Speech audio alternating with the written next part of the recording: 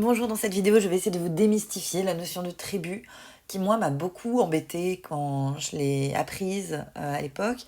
Et je suis sûre que, du coup, elle vous paraît peut-être indigeste.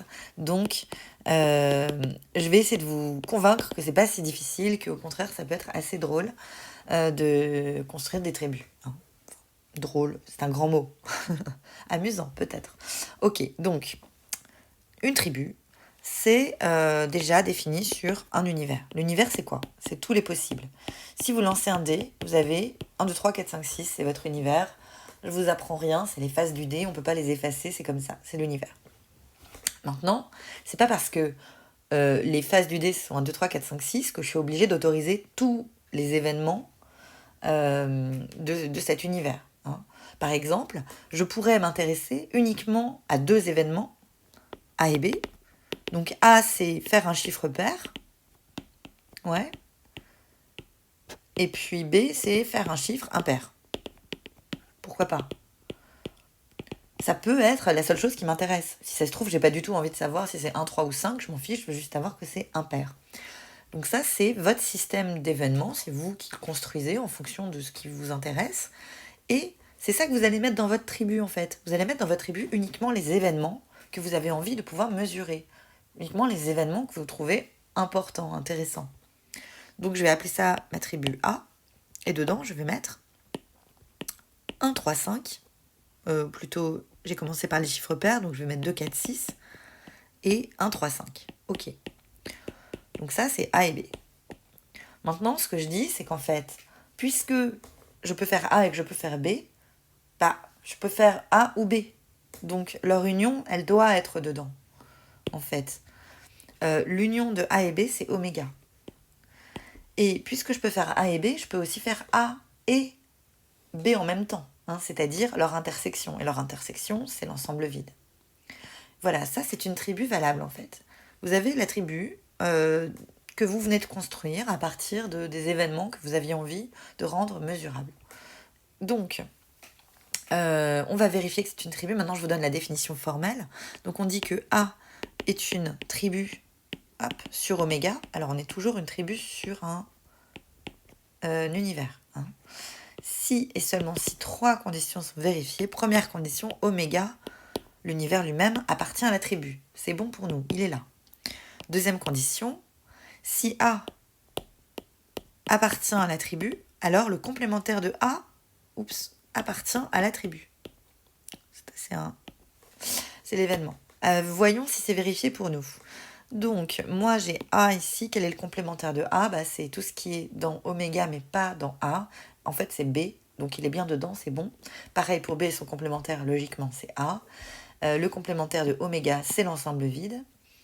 Et le complémentaire de l'ensemble vide, c'est oméga. Donc, dans ma tribu, cette stabilité, on dit que c'est la stabilité par passage au complémentaire, elle est vérifiée. Ok? Au complémentaire, hop. Ouh, il est long ce mot, voilà.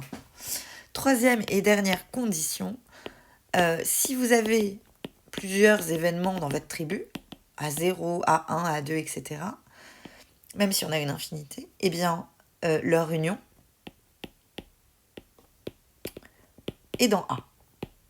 Et donc ça s'appelle être stable par union dénombrable. On va vérifier si c'est le cas dans notre tribu. Donc, est-ce que l'union de A et B est dedans? Oui, c'est oméga. L'union de A et oméga, c'est oméga. L'union de B et oméga, c'est oméga. L'union de A et l'ensemble vide, c'est A. L'union de B et l'ensemble vide, c'est B. L'union de oméga et l'ensemble vide, c'est oméga. Donc, tout va bien. Donc, notre tribu ici, elle vérifie ces trois conditions. C'est bon, c'est une tribu. Et si on en faisait une autre maintenant, une autre tribu à partir du même problème? Alors, je vais faire 3 événements dans ma tribu. Je vais dire que je peux faire les chiffres 1 et 2, ou 3 et 4, ou 5 et 6. Donc, je vais faire une tribu B. Dedans, je vais mettre donc 1, 2. Je vais mettre 3, 4. Et je vais mettre 5, 6. Qu'est-ce que je dois rajouter à cette tribu pour qu'elle soit valable?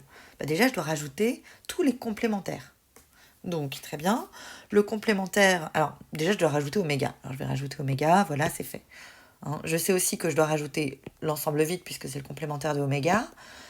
Le complémentaire de 1, 2, ben c'est 3, 4, 5, 6. Le complémentaire de 3, 4, c'est 1, 2, 5, 6. Et le complémentaire de 5, 6, c'est 1, 2, 3, 4. Ok.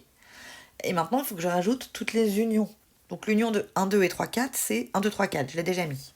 L'union de 1, 2 et 5, 6, il est là. L'union de 3, 4 et 5, 6, il est là. Et vous pouvez faire l'union entre 1, 2 et 3, 4, 5, 6, vous allez retomber sur oméga. Bref, vous pouvez faire tous les cas, vous allez voir que on a bien mis toutes les unions. Voilà une autre tribu valable sur le même univers. Donc vous voyez qu'un seul univers, ça peut donner lieu à différentes tribus. Maintenant, je vais faire encore une autre tribu qui s'appelle C. Et dans cette tribu, je vais dire que tous les événements sont possibles. Donc toutes les parties de oméga, c'est-à-dire les singletons. Alors là, je vais peut-être pas tous les écrire, ça va être un peu long et pour vous, ça va pas être très intéressant. Ensuite, je suis obligée de mettre toutes les unions. Mais la logique derrière, c'est que si vous rendez deux événements possibles, par exemple 1 et 2, si vous rendez ça possible, bah vous êtes obligé de rendre possible l'événement 1 ou 2. Donc, je mets toutes les paires. Pareil, je ne vais pas toutes les écrire, mais vous voyez l'idée. Ensuite, il y a des petits points, il en manque. Ensuite, je vais être obligée de mettre tous les triplés. Parce que c'est l'union entre les singletons et les paires. Donc 1, 2, 3, etc. 4, 5, 6. Et ensuite, vous allez être obligé de mettre tous les ensembles de 4 événements, de 4 valeurs, de 4 événements élémentaires. Donc 1, 2, 3, 4, bref. Et tous les 5. Et oméga et l'ensemble vide. Donc vous voyez que cette tribu-là, elle contient beaucoup plus de monde. Là, vous avez juste décidé dans cette troisième expérience que vous allez rendre tous les événements de oméga possibles, toutes les parties de oméga possibles. Voilà, donc 3 tribus, parce que vous faites 3 expériences différentes. Donc vous n'avez pas envie de rendre les mêmes événements mesurables et pourtant tout se passe sur le même univers.